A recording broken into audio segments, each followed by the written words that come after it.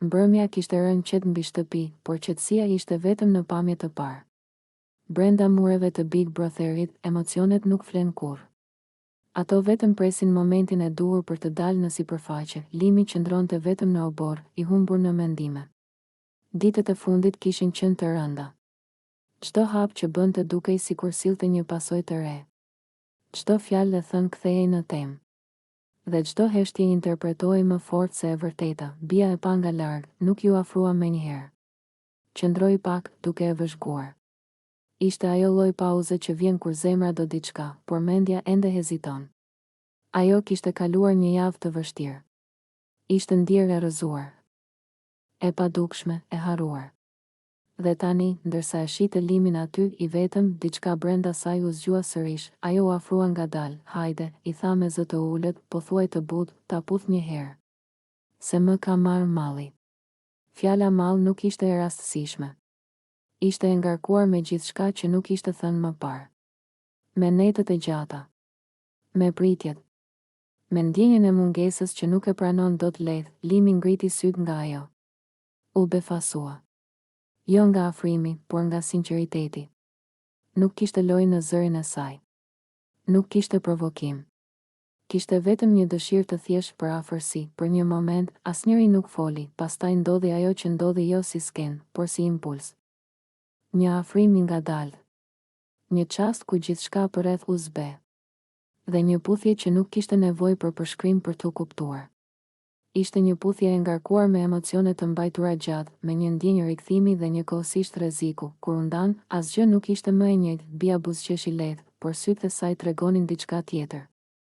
Një lloj lehtësimi të përkohshëm. Sikur për disa sekonda, ajo kishte marrë atë që i kishte munguar, vëmendjen. Afërsinë. Ndjesinë se ishte e dëshiruar. Limi, nga ana tjetër, mbeti i ngrirë për pak çaste. Ai e kuptoi menjëherë peshën e asaj që kishte ndodhur. Nuk ishte thjesht një moment. Ishte një sinjal. Një hap që do të sillte reagime. Pyetje. Pasoja, duhej? Pyeti ai më në fund, jo si akuzë, por si dyshim ndaj vetes. Bia ngriti supet lehtë. Ndonjëherë, tha ajo, nuk është çështje a duhet. Është çështje a ndjen. Kjo fjali e la pa përgjigje. Ata u ulën pranë njëri tjetrit, por tashmë distanca ishte ndryshe. Afërsia kishte ndodhur. Dhe tani po vinte pjesa më e vështirë. Përballja me realitetin, kamerat kishin kapur gjithçka. Banorët e tjerë do ta shihnin. Do të flisnin. Do të gjykonin. Dhe diku tjetër, Alba do ta ndjente. Kjo ishte ajo që i rëndonte më shumë Limit. Ai nuk ishte i paditur. E dinte se çdo veprim i tij kishte valë. Dhe kjo valë nuk ndalej vetëm te ai dhe Bia. Ajo prekte edhe plagë që ende nuk ishin shëruar. Bia e ndjeu ndryshimin në energjinë e tij. Mos u mbyll, i tha ajo, nuk ishte krim. Jo, u përgjigj ai, po nuk është as e lehtë. Ajo nuk insistoi më. E dinte që kishte marrë atë që kishte kërkuar për momentin. Por gjithashtu e dinte se kjo puthje nuk ishte fundi i një historie.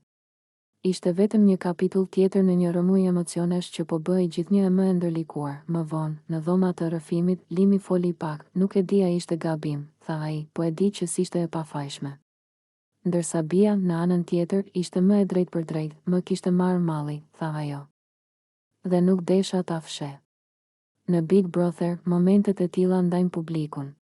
Disa i shohin si ndjenja të vërteta. Të tjerë si lojë. Por për ata që janë brenda, ato janë reale. Të ndjera. Të rrezikshme, sepse një puthje mund të zgjas pak sekonda, por pasojat e saj mund të zgjasin shumë më gjatë, dhe atë natë, të gjithë ndjenë se diçka kishte ndryshuar sërish.